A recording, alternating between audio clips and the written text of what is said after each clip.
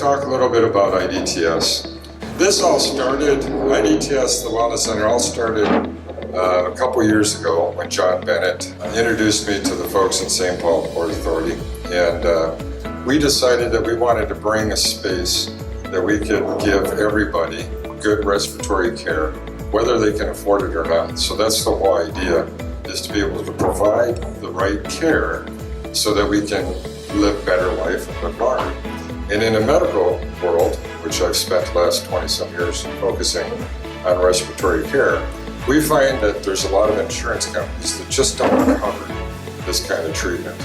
When you walk out here, and we give you a tour later, I want you to look at some of the products that we've created. We've invented a couple of really good products for memory parents. We're going to be offering these services here.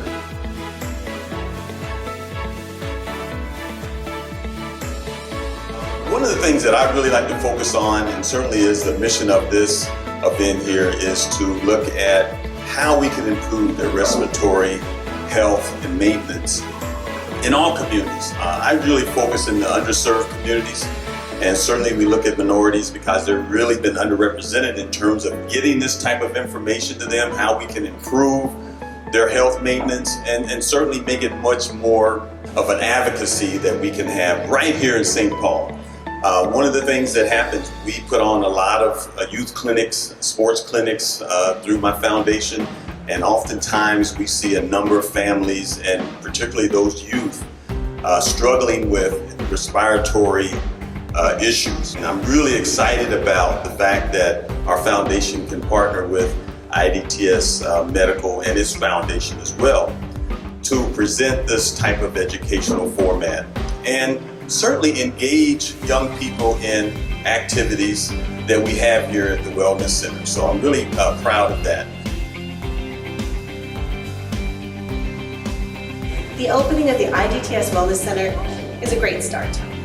Here we can provide fitness center memberships, chiropractic care, and dry salt therapy for underserved populations in Central St. Paul with poor respiratory health in advance of the medical centers for respiratory care opening soon, one downstairs and one in Ramsey.